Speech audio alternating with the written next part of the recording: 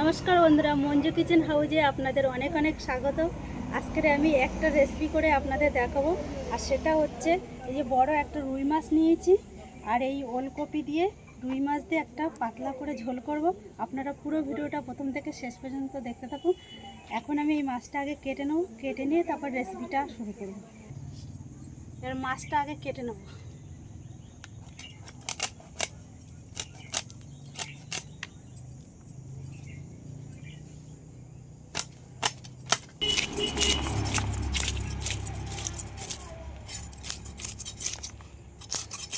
মাছের আঁশটা অনেকটা শুকিয়ে গেছে।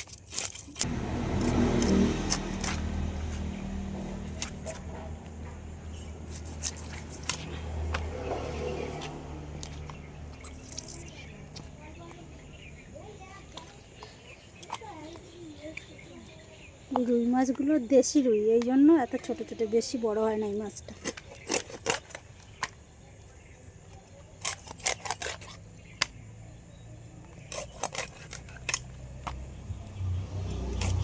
এই রুইটা কিন্তু খেতে কিন্তু দারুণ লাগে। ওলকপি আর দুটো আলু কেটে নেব।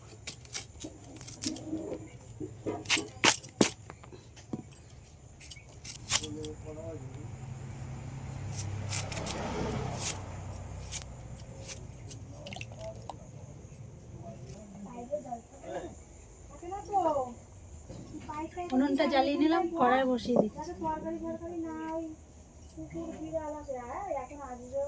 কড়াইটা গরম হতে হতে এদিকে আমি মাছের লবণ আর হলুদ মাখিয়ে নেব।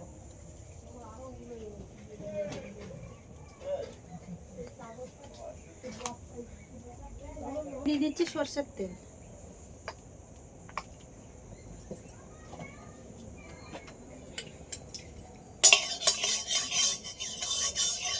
আগে তেলটা একটু অল্প করে দিলাম, একটু মশলা ভাজার জন্য।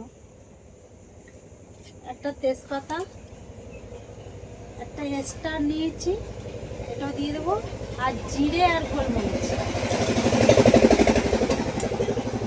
এগুলো সব একসাথে একটু ভালো করে ভেজে নেব।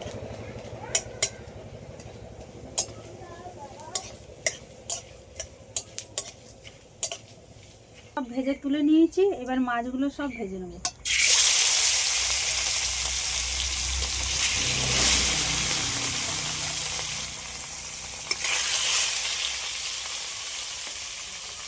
এদিকে আমি মশলা বেটে নেবো, 4টে শুকনো লঙ্কা আর আদা, এগুলো সব একসাথেই বেটে নেব।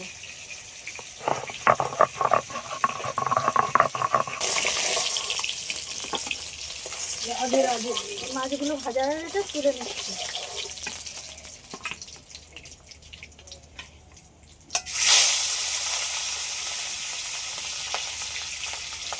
মাছ ভাজা তেলের মধ্যে আলু আর ওলকপিটা ভেজে নেব।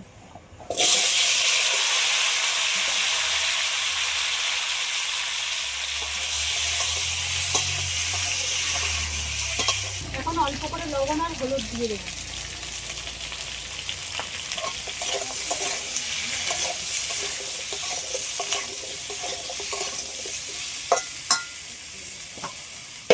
আর এটা ঢাকা দিয়ে দিয়ে ভাজবো, তাহলে ভাজাটা ভালো হবে। ওলকপি আর আলুটা ভালো করে ভেজে নিয়েছি, লাগিয়ে নিচ্ছি। ফোড়নে দিচ্ছি জিরে আর মৌরি।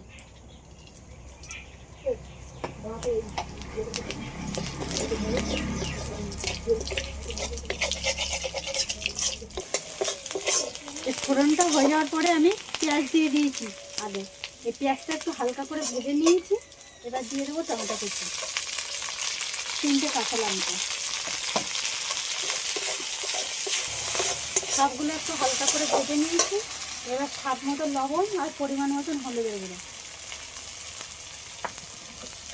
একের সাথে দিয়ে দেবো আদা আর শুকনো লঙ্কা বাটা।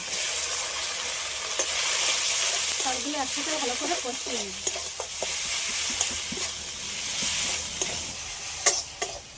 মশলাটা একটু ভালো করে কষিয়ে নিয়েছি, এবার ভেজে রাখা আলু আর ওলকপিটা দেবো।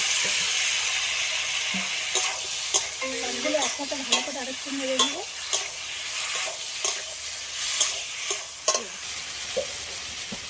সবগুলো একসাথে ভালো করে একটু নেড়ে নিয়েছি, এবার পরিমাণ মতন জলটা দিয়ে দিচ্ছি।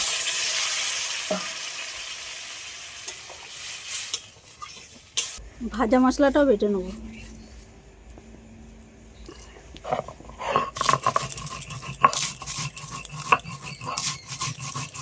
ওলকপি আর আলুটা হাফ সিদ্ধ হয়ে গেছে, আর একটু বাকি আছে সিদ্ধ হতে। এই সময় ভেজে রাখা মাছটা দিয়ে দেবো।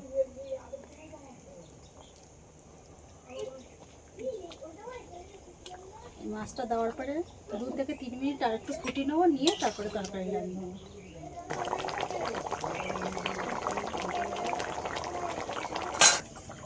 তরকারি লাভিয়ে নিলাম।